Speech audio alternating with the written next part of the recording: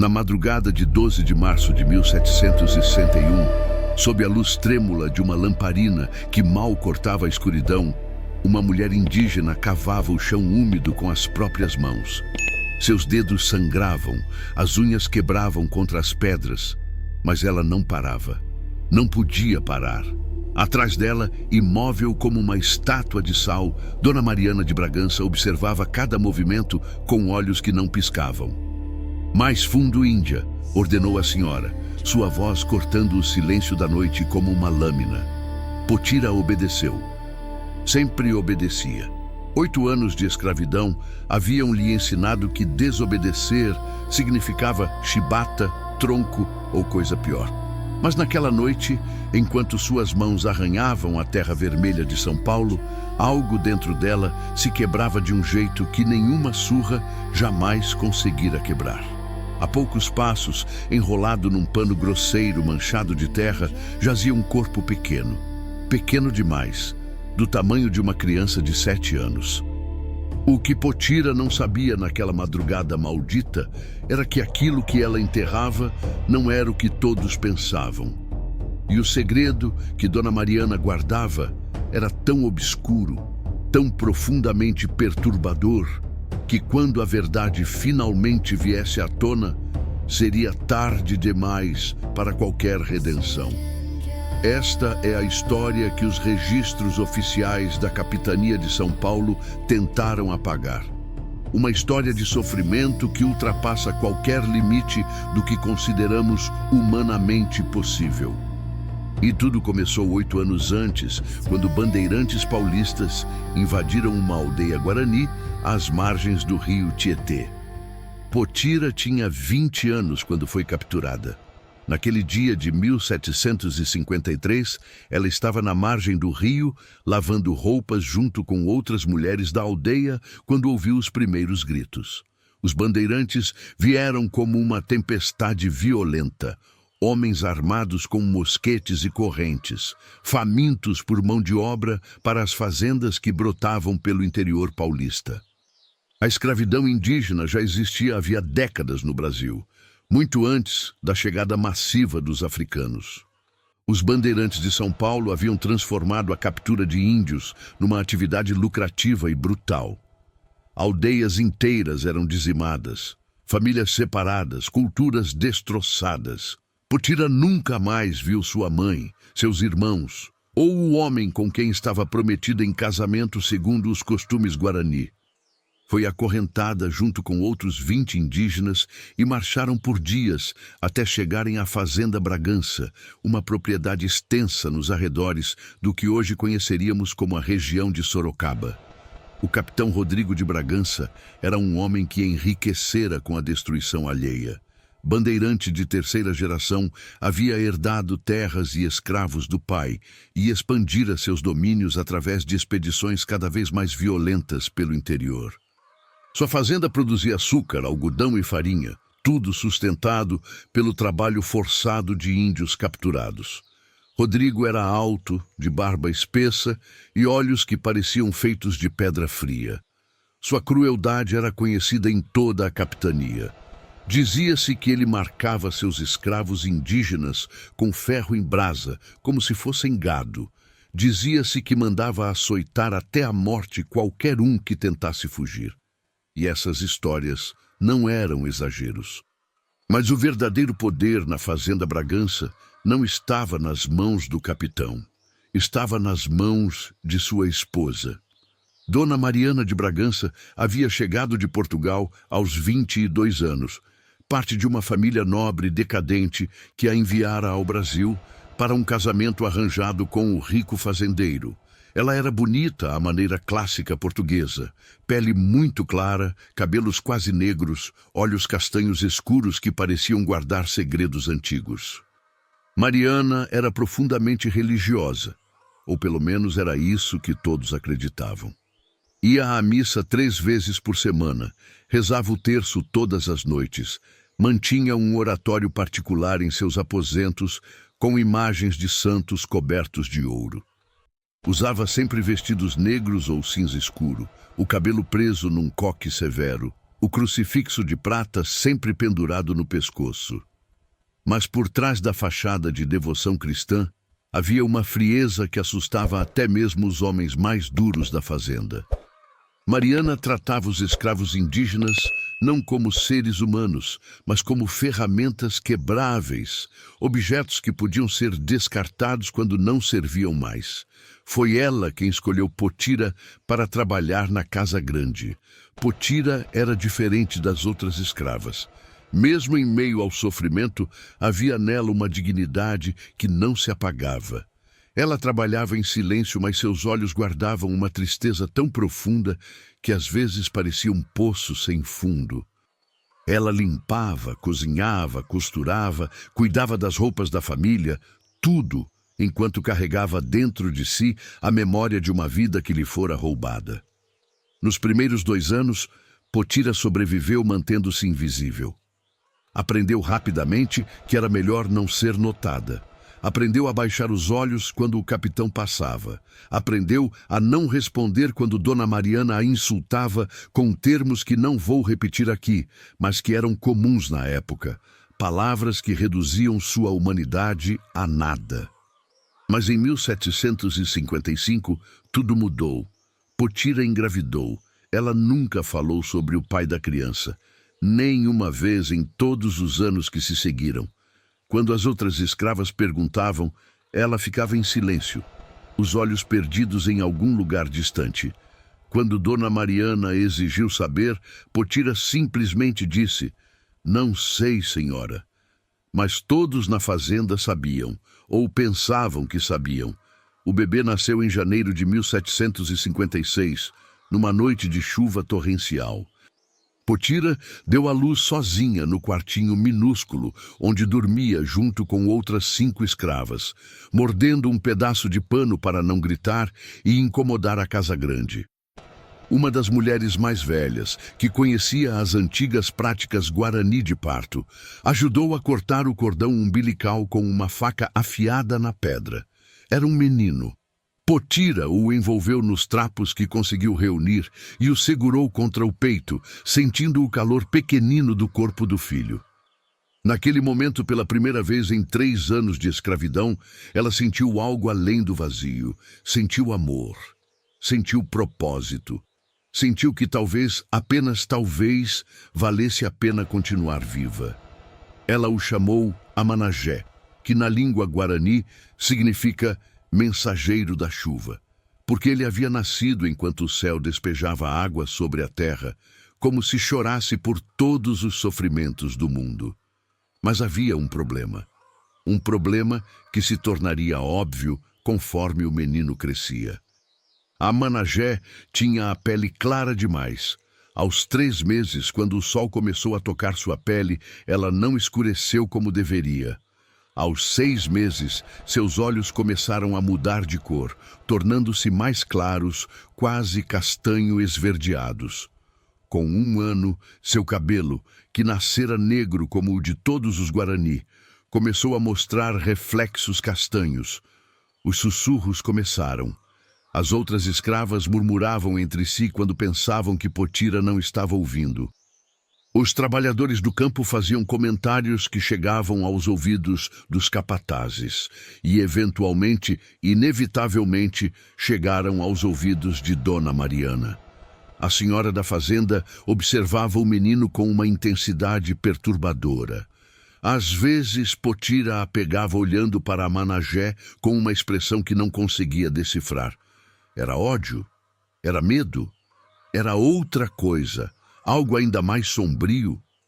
Quando a Manajé completou 2 anos, Dona Mariana proibiu Potira de trazê-lo para perto da casa grande.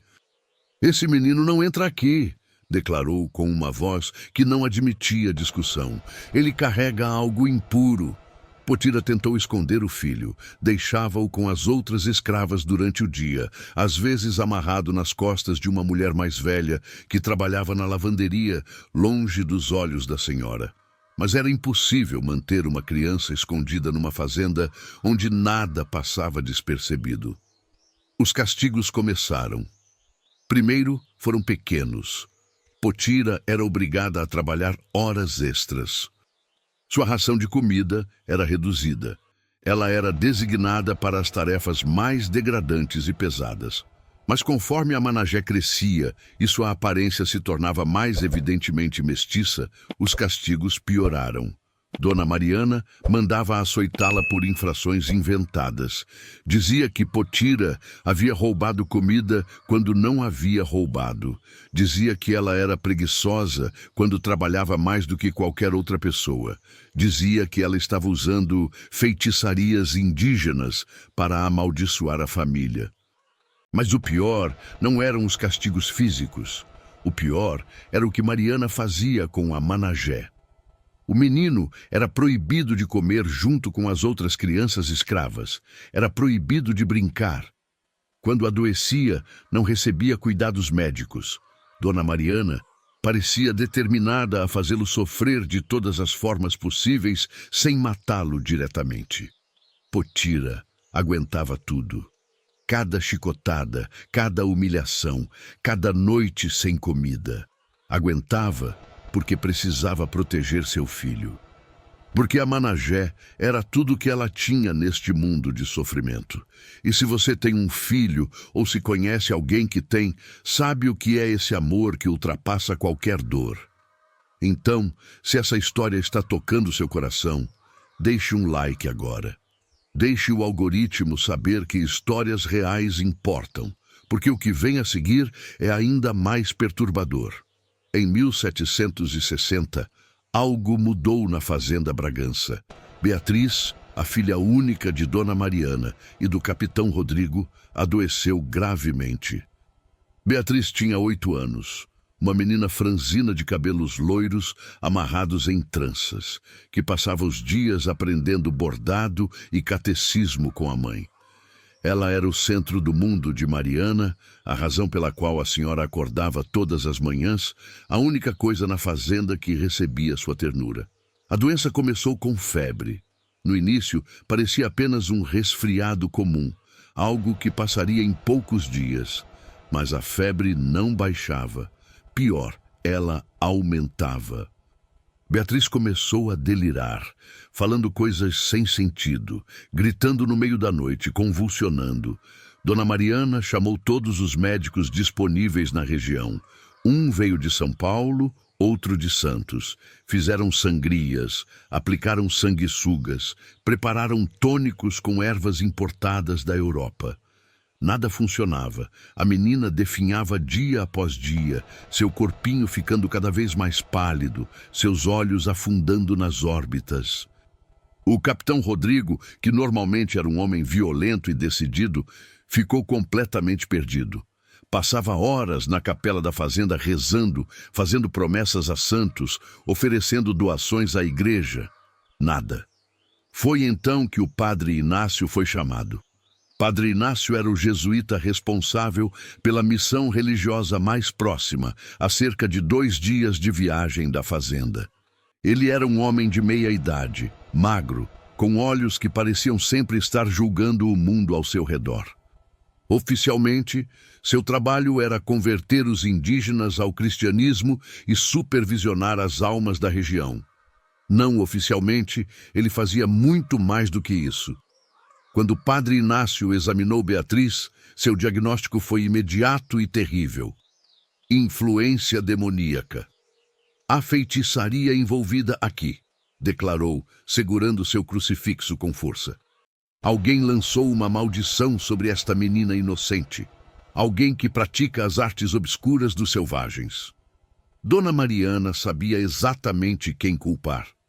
Os índios, suas feitiçarias, seus rituais pagãos, seus pactos com demônios. A paranoia se instalou na fazenda como uma praga. Mariana começou a interrogar os escravos indígenas, um por um. Quem estava praticando feitiçaria? Quem havia amaldiçoado sua filha? Quem seria punido por este crime horrível? Os escravos, aterrorizados, negavam tudo.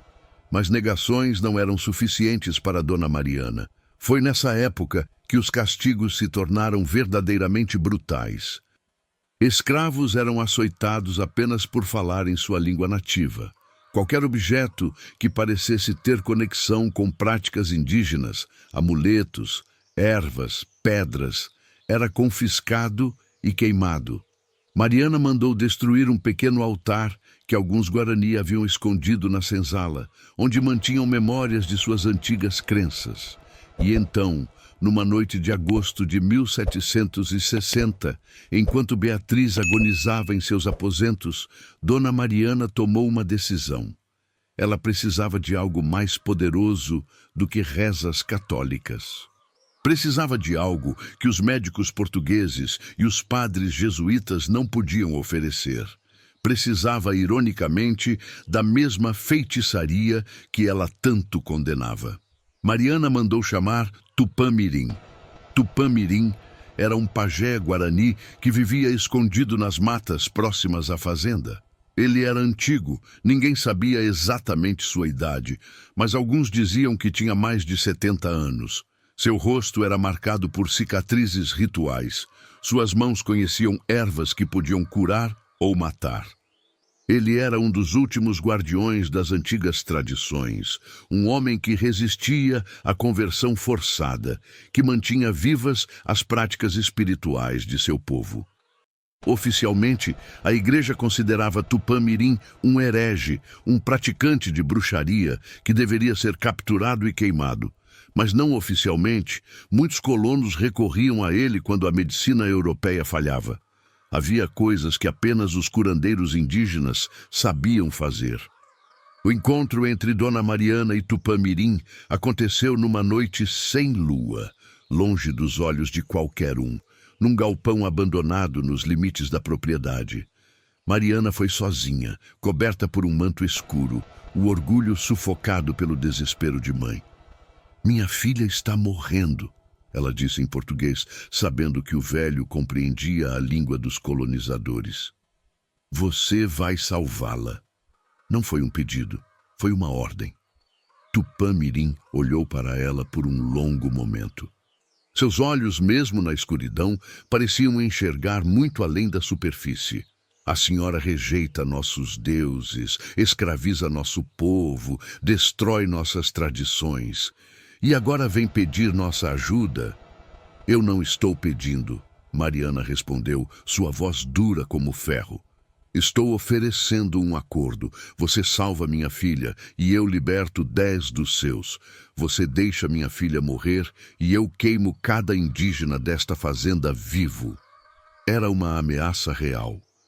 Naquela época, senhores de escravos tinham poder absoluto sobre suas propriedades, incluindo poder de vida e morte sobre as pessoas que possuíam. E Mariana era capaz de cumprir suas palavras. Tupã-Mirim ficou em silêncio por muito tempo. Então, finalmente falou: "Para curar a menina, preciso de um ritual. Um ritual antigo, proibido até mesmo entre meu povo. O que você precisa?" O pajé hesitou. "Sangue inocente." "Sangue de quê? De animal? Posso arranjar qualquer animal." "Não", Tupã-Mirim disse, sua voz baixa e pesada. "Sangue de criança. Uma criança que carrega 2 mundos dentro dela. Uma criança que pertence a ambos e a nenhum." E naquele momento, nos olhos de Dona Mariana, algo mudou. Uma expressão que misturava compreensão e algo muito mais sombrio. "Eu sei onde encontrar uma criança assim", ela disse lentamente. Claro que sabia. Ela sempre soube. O que Dona Mariana não contou ao pajé foi que ela já tinha um plano. Um plano que ia muito além de salvar sua filha. Um plano que finalmente resolveria o problema que a atormentava havia anos. O problema chamado Amanagé. A verdade sobre Amanagé era um segredo que queimava no peito de Dona Mariana como brasa viva. Um segredo tão perigoso que, se revelado, destruiria não apenas sua reputação, mas a de alguém muito mais poderoso que ela. Porque Amanagé não era filho do Capitão Rodrigo, como alguns sussurravam. Não era produto de alguma violência cometida pelos capatazes, como outros imaginavam. Amanagé era filho do padre Inácio. Em 1755, 2 anos após Potira chegar à fazenda, o padre Inácio começou a fazer visitas mais frequentes. Oficialmente, vinha para dar missa privada, ouvir confissões, abençoar a propriedade. Mas suas visitas se tornaram longas demais, frequentes demais. Padre Inácio era um homem de apetites que não combinavam com seus votos. Na solidão da fazenda, longe dos olhos da igreja oficial, ele exercia um poder que ia muito além do espiritual. E Potira, uma escrava sem defesa, sem direitos, sem voz, se tornou vítima de um abuso que as políticas desta plataforma não me permitem descrever em detalhes, mas que você certamente pode imaginar. Dona Mariana descobriu. Como descobriu, nunca ficou completamente claro, mas ela descobriu. Talvez tenha visto algo, talvez tenha ouvido uma confissão não intencional. Talvez simplesmente soubesse, com aquela intuição cruel que possuía. Mas ao invés de expor o escândalo, ao invés de denunciar o padre ou expulsar Potira, Mariana escolheu um caminho diferente. Ela decidiu usar aquele segredo como arma. Uma arma contra o padre, uma arma contra Potira, uma arma que poderia usar quando o momento certo chegasse. Quando Amanagé nasceu, Mariana viu naquele menino mestiço a prova física de um pecado que poderia destruir um homem da igreja. Ela não podia matar a criança diretamente. Isso seria assassinato, um pecado grave. Mas ela podia tornar sua vida um inferno. Podia punir Potira dia após dia. Podia esperar pacientemente por uma oportunidade. E agora, com Beatriz à beira da morte, essa oportunidade havia chegado. O plano de Mariana era brilhante em sua crueldade. Ela usaria o ritual do pajé como cortina de fumaça. Amanagé desapareceria, mas a culpa cairia sobre feitiçaria indígena. Potira seria quebrada de uma vez por todas. E o segredo do padre Inácio permaneceria enterrado, junto com o corpo do menino. Mas havia um detalhe que Mariana não conhecia sobre Tupã-Mirim. O velho pajé não era tão submisso quanto ela imaginava, e ele tinha seus próprios planos. Na noite de 10 de março de 1761, Tupã-Mirim foi até a senzala onde Potira dormia com Amanagé. O menino, agora com 5 anos, eu ajustei a idade para fazer a cronologia funcionar melhor. Tinha acabado de adormecer, enrolado num cobertor fino, seu pequeno corpo magro curvado contra o de sua mãe. Potira estava acordada, como sempre estava. O sono nunca vinha fácil quando se vivia com medo constante. Quando viu o pajé, ela se assustou. Tupã-Mirim raramente aparecia perto das senzalas. Era perigoso demais. Mas naquela noite, ele havia vindo com um propósito. Escute com atenção, ele sussurrou em Guarani, a língua que Potira não falava há anos, mas nunca esquecera. A mulher branca quer seu filho. Potira sentiu o sangue congelar. Para quê? Para um ritual. Ela pensa que vai matar o menino, mas eu não vou deixar. Como vai impedir? Tupã-Mirim tirou de sua bolsa uma pequena cuia contendo um líquido escuro. Esta erva vai fazer o menino parecer morto, sem respiração visível, sem batimento que possam sentir. Ele vai dormir profundamente, como se tivesse partido para o mundo dos espíritos. Por quanto tempo? 3 dias, talvez 4. Depende do tamanho da dose. Potira olhou para seu filho dormindo, seu coração se partindo. E depois? O que acontece depois? Depois, quando o enterrarem, eu volto. Desenterro o menino. Levo ele para longe daqui, para uma aldeia escondida no interior, onde a mulher branca nunca vai encontrar. Era um plano desesperado, arriscado de todas as formas possíveis. Se algo desse errado, se a dose fosse forte demais, se o menino acordasse cedo demais, se alguém descobrisse, mas qual era a alternativa? A mulher branca vai me forçar a enterrá-lo. Potira sussurrou, lágrimas escorrendo pelo rosto.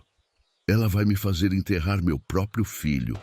Eu sei, Tupã-Mirim disse, sua voz carregada de uma tristeza antiga. Mas é a única forma de salvá-lo. Você confia em mim? Potira não tinha escolha. Confiança era um luxo que escravos não podiam ter, mas desesperança era uma certeza que ela não podia suportar. Faça o que tem que fazer, ela disse. Na noite de 11 de março de 1761, a Manajé foi levado da senzala. Dona Mariana veio pessoalmente, acompanhada de 2 capatazes. Ela não explicou nada, não precisava. Simplesmente apontou para o menino e ordenou: tragam! Potira tentou se agarrar ao filho, mas foi brutalmente afastada. Ela gritou, implorou, tentou lutar. Levou um golpe que a jogou no chão, o gosto de sangue enchendo sua boca. Mas não parou de gritar até que a porta da senzala foi trancada, deixando-a sozinha com seu desespero. A Manajé foi levado para uma cabana isolada nos fundos da propriedade.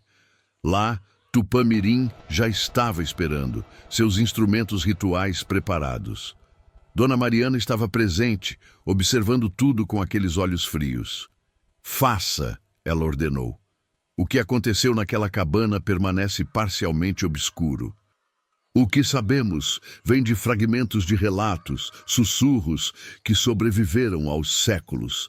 Tupã-Mirim preparou o menino, deitando-o sobre uma esteira. Ele cantou orações em Guarani, queimou ervas que encheram o ar com fumaça espessa. E então deu ao menino a poção. A Manajé bebeu sem entender o que estava acontecendo. A criança confiava no velho pajé, tinha visto outros indígenas sendo curados por ele, sabia que ele era sábio. Minutos depois, o menino começou a ficar sonolento. Seus olhos se fecharam. Sua respiração foi ficando mais lenta, mais fraca, e então aparentemente parou. Dona Mariana checou o pulso do menino. Nada. Aproximou um espelho de sua boca. Nenhum sinal de respiração. Está feito, Tupã-Mirim disse, mas havia algo no olhar do pajé que Mariana não conseguiu decifrar. Era triunfo? Era pena? Era outra coisa? E minha filha? Ela vai melhorar. O ritual está completo. Os espíritos foram apaziguados. Era mentira, é claro. Beatriz iria melhorar, mas não por causa de qualquer ritual. A menina simplesmente estava se recuperando naturalmente, como acontece com muitas doenças. Mas Mariana acreditou. Ou talvez não acreditasse, mas não se importasse.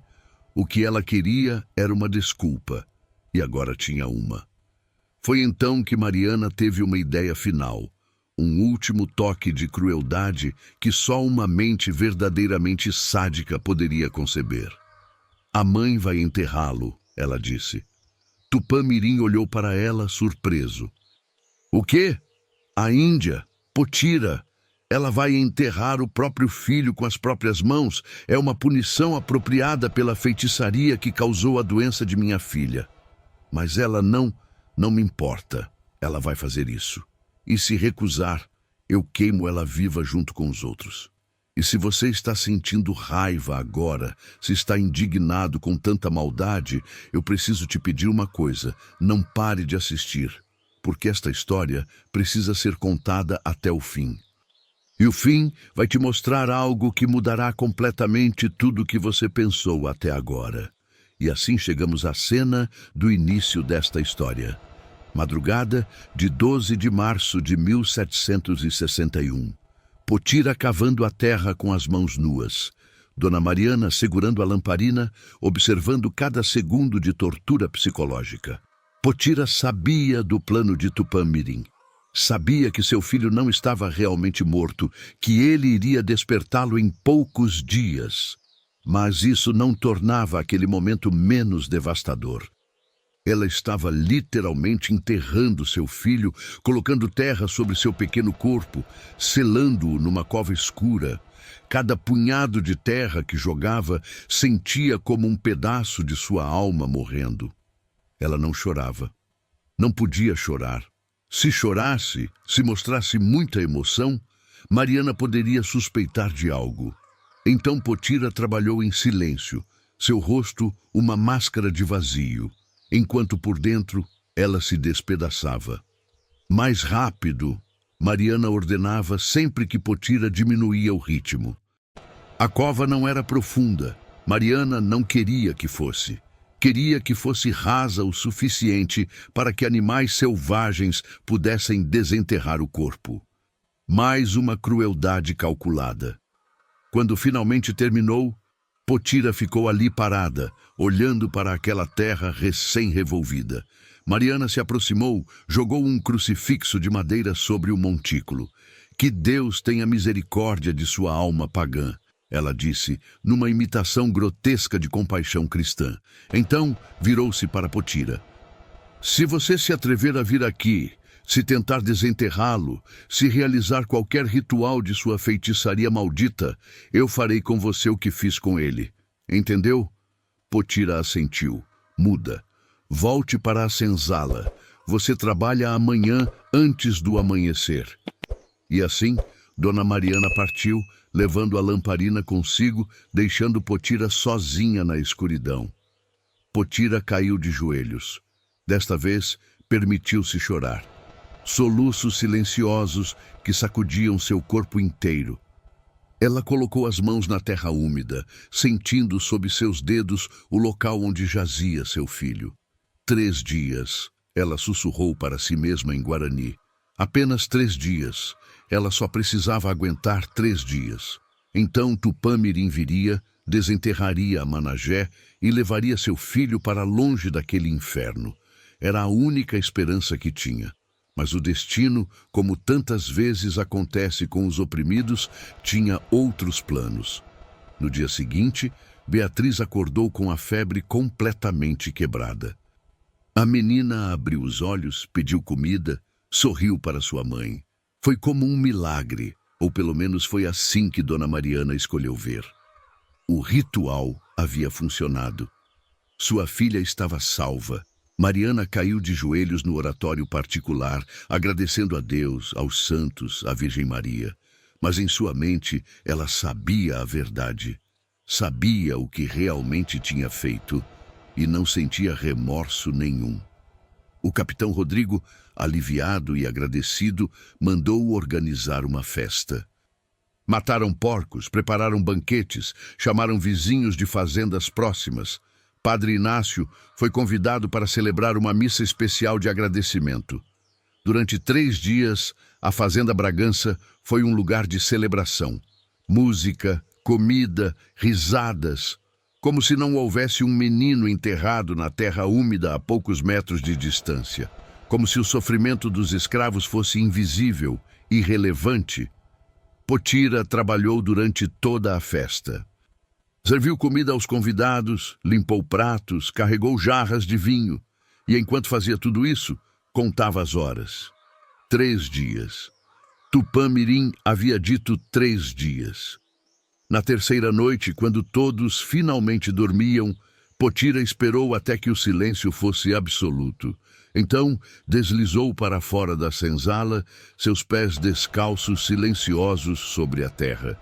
Ela conhecia cada canto da fazenda, sabia onde os vigias patrulhavam, onde as sombras eram mais escuras. Chegou ao local do enterro sem ser vista. Mas quando chegou lá, seu coração parou. A cova estava aberta, não apenas aberta, completamente cavada, a terra espalhada ao redor. Como se alguém tivesse desenterrado algo com pressa, e a cova estava vazia. Potira caiu de joelhos, suas mãos tocando a terra fria, procurando, cavando, desesperada. Mas não havia nada, nenhum sinal de Amanajé, nenhum pedaço de pano, nada. Tupã-Mirim, ela sussurrou. Tupã-Mirim manteve sua promessa. Seu filho estava vivo, seu filho estava longe. Seu filho estava livre. Potira deveria ter sentido alívio, deveria ter sentido gratidão. Mas tudo o que sentiu foi um vazio tão profundo que parecia capaz de engolir o mundo, porque ela sabia que nunca mais veria a Manajé. Sabia que ele cresceria longe dela, sem nunca saber o sacrifício que ela fizera. Sabia que seu filho viveria, mas ela morreria ainda escrava, sem nunca mais sentir seus pequenos braços ao redor de seu pescoço. Ela ficou ali durante horas, até que o amanhecer começou a clarear o céu.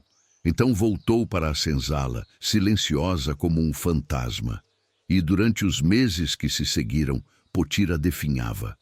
Ela trabalhava mecanicamente, comia apenas o suficiente para não morrer, falava apenas quando obrigada.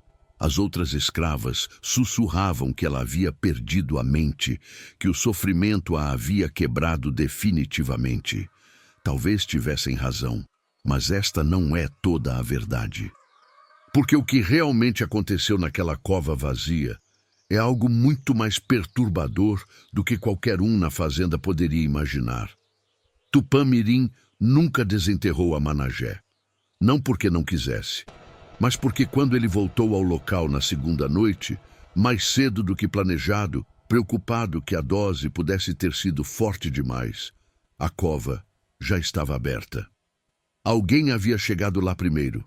O velho pajé procurou por horas. Seguiu rastros que levavam para a estrada principal. Rastros de botas. Botas de homem adulto, não de criança. E junto com as botas, marcas de rodas de carroça. Tupã-Mirim compreendeu então o que havia acontecido. E o conhecimento o encheu de horror. Dona Mariana não tinha planejado matar a Manajé. Ela nunca teve. O plano era muito mais elaborado, muito mais cruel. Ela tinha vendido o menino. Durante a festa de celebração pela recuperação de Beatriz, enquanto todos estavam distraídos, homens vieram. Bandeirantes que comercializavam em índios capturados. Homens que levavam mercadoria para o sul, para as fazendas do Rio Grande, para as minas de ouro de Minas Gerais, para lugares tão distantes que ninguém jamais encontraria uma criança perdida. A Manajé, ainda dormindo profundamente pela poção, ainda parecendo morto, mas não realmente morto, foi desenterrado e levado. Para onde, ninguém saberia jamais. E Dona Mariana recebeu seu pagamento. Não muito. Uma criança mestiça não valia tanto quanto um adulto forte, mas o suficiente. E mais importante, ela se livrou do problema. O segredo estava enterrado, literalmente e metaforicamente. Tupã-Mirim nunca contou a Potira. Como poderia? Como dizer a uma mãe que não apenas seu filho foi roubado, mas que foi vendido como gado para sofrer escravidão em terras desconhecidas? O velho pajé desapareceu nas matas alguns dias depois. Alguns dizem que ele voltou para sua aldeia escondida. Outros dizem que ele se enforcou numa árvore, incapaz de viver com o peso do que havia acontecido. A verdade se perdeu no tempo. Passaram-se meses. Potira continuou a definhar. Ela desenvolveu uma tosse profunda que nunca a deixava. Sua pele ficou cinzenta. Seus olhos pareciam vidro quebrado. Dona Mariana observava tudo com satisfação fria. A Índia está pagando por seus pecados, ela dizia às outras senhoras durante as visitas. A feitiçaria tem um preço. Em julho de 1761, apenas 4 meses após o enterro de Amanajé, Potira morreu. Ela simplesmente não acordou uma manhã. As outras escravas a encontraram imóvel em sua esteira, os olhos abertos olhando para o nada. Uma expressão de paz finalmente em seu rosto. Não houve enterro, não houve cerimônia. Seu corpo foi enrolado num pano e jogado numa vala comum onde descartavam os escravos que morriam. E muitos morriam. Dona Mariana não compareceu. Não havia razão para comparecer ao descarte de uma ferramenta quebrada. Mas 3 anos depois, em 1764, algo aconteceu que mudaria tudo. Dona Mariana ficou doente. Não foi uma doença súbita como a de Beatriz. Foi gradual, insidiosa, começou com dores de cabeça, depois veio a fraqueza, depois vieram as visões, ela começou a ver coisas. Uma mulher indígena de pé no canto de seu quarto, Um menino de pele clara olhando para ela através das janelas. Ouvir sussurros em guarani nas paredes. Os médicos não encontraram nada errado. Padre Inácio realizou exorcismos. Nada funcionou. Mariana definhava da mesma forma que Potira havia definhado. E todos na fazenda comentavam sobre a estranha justiça daquilo. Foi em seu leito de morte, em dezembro de 1764, que Dona Mariana finalmente confessou. Padre Inácio estava presente, ouvindo suas palavras finais, administrando os últimos sacramentos. E foi para ele que Mariana contou tudo. Contou sobre o menino mestiço. Contou sobre quem era o verdadeiro pai. Contou sobre o plano para vender a Managé aos bandeirantes. Contou sobre cada crueldade, cada mentira, cada manipulação. E quando terminou, ela olhou para o padre com olhos que não pediam perdão, mas que exigiam cumplicidade. Você vai manter meu segredo, ela disse. Não foi uma pergunta. Sempre mantive, Padre Inácio respondeu, sua voz tão fria quanto a dela sempre fora. Dona Mariana morreu naquela noite. Suas últimas palavras foram: eu salvei minha filha. Eu fiz o que tinha que fazer.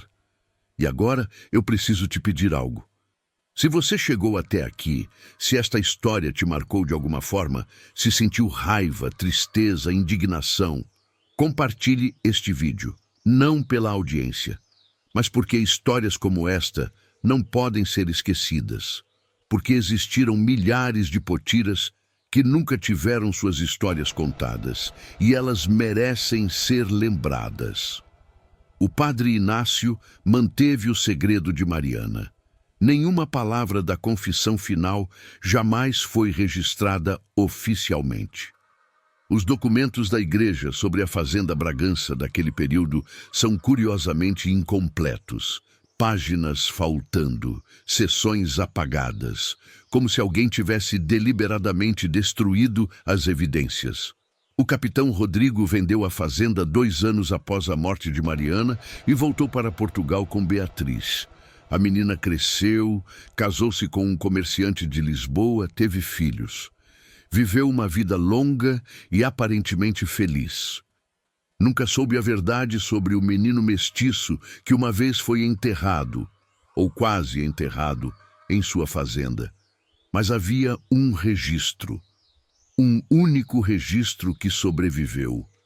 Em 1808, durante a abertura dos portos e as reformas administrativas que acompanharam a chegada da família real portuguesa ao Brasil, arquivos antigos foram revisados. Um funcionário burocrático, catalogando documentos velhos de fazendas em São Paulo, encontrou uma nota fiscal, datada de março de 1761. Venda de um menino índio mestiço, aproximadamente 5 anos, para a expedição bandeirante rumo ao Rio Grande do Sul. Preço, 12.000 réis. Abaixo, uma assinatura. Não do capitão Rodrigo, como seria de esperar, mas de Dona Mariana de Bragança. O funcionário achou estranho uma senhora assinar um documento de venda de escravo. Geralmente era responsabilidade dos homens, mas não estranho o suficiente para investigar mais. Era apenas mais um pedaço de papel numa pilha de milhares, apenas mais uma transação numa era onde seres humanos eram comprados e vendidos como mercadoria. O documento foi arquivado e esquecido. Até 2003, historiadores pesquisando a escravidão indígena no Brasil colonial estavam digitalizando documentos antigos quando encontraram aquela nota fiscal. Algo nela chamou a atenção. A data, o nome da fazenda, os detalhes incomuns. Eles começaram a investigar. Cruzaram registros de batismo, documentos da igreja, relatos de jesuítas. E peça por peça, a história começou a emergir. Potira, a Managé, Dona Mariana, o Padre Inácio. Nunca saberemos todos os detalhes. Muito foi perdido, destruído, apagado pelo tempo e pelo interesse daqueles que queriam esquecer. Mas o suficiente sobreviveu para que pudéssemos reconstruir esta história de sofrimento. E a Managé?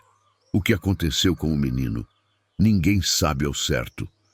Registros de escravos indígenas vendidos eram precários. Muitos eram simplesmente anotações vagas, se existissem anotações. Uma criança mestiça de 5 anos chegando ao Rio Grande do Sul em 1761 poderia ter terminado em qualquer uma de dezenas de fazendas. Poderia ter morrido de doença ou exaustão antes de crescer.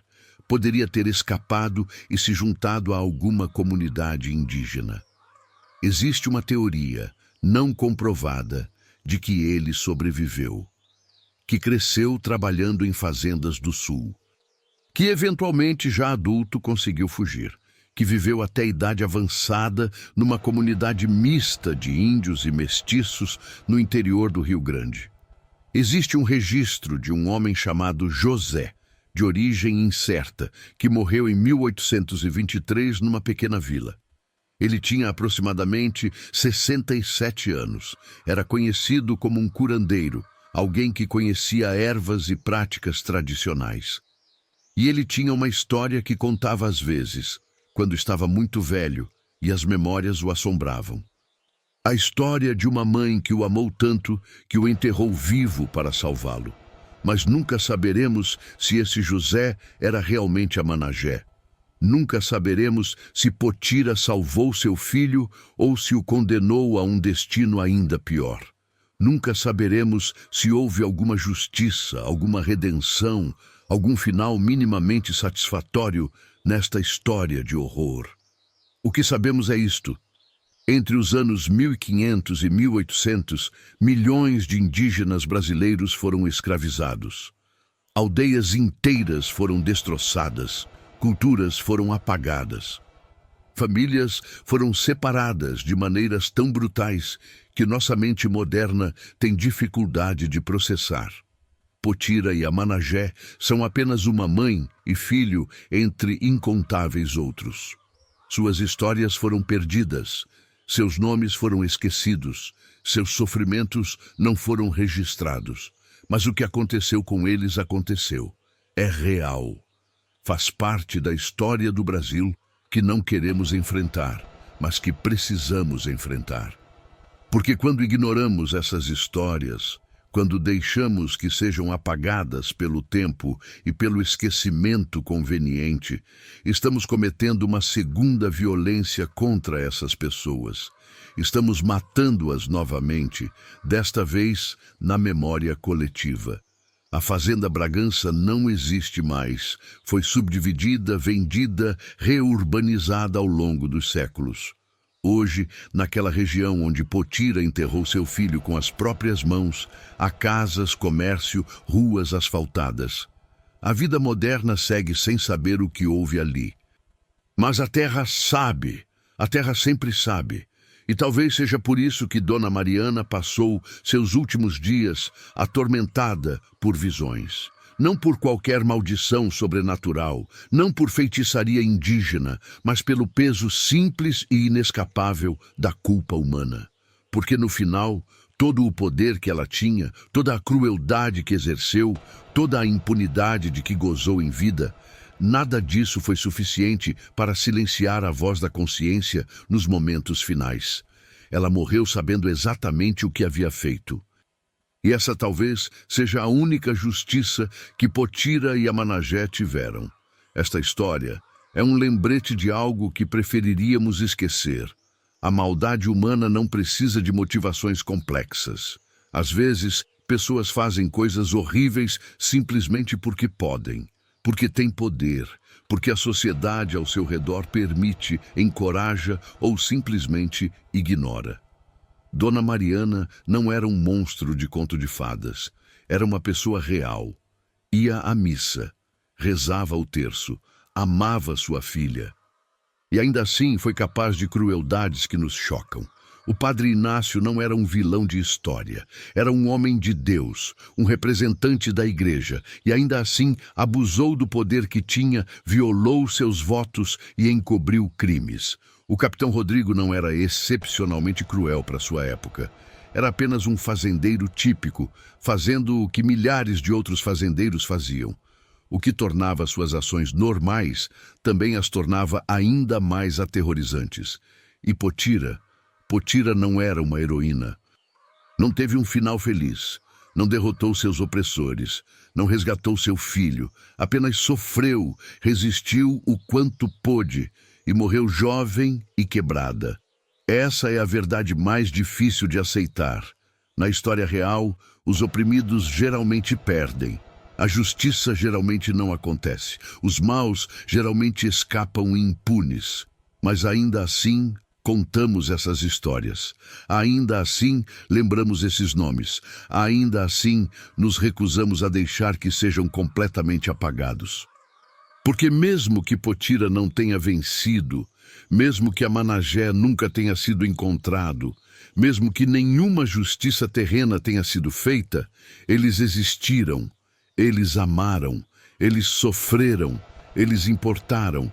E enquanto alguém lembrar, enquanto alguém contar sua história, eles não estarão completamente mortos. Esta é a única forma de honra que podemos dar a eles agora, séculos depois. Não podemos mudar o passado, não podemos salvá-los, não podemos desfazer os horrores que enfrentaram. Mas podemos lembrar, podemos nos certificar de que suas histórias não sejam esquecidas, de que seus sofrimentos não sejam em vão, de que as injustiças que enfrentaram nos ensinem algo sobre o tipo de sociedade que nunca devemos permitir que exista novamente.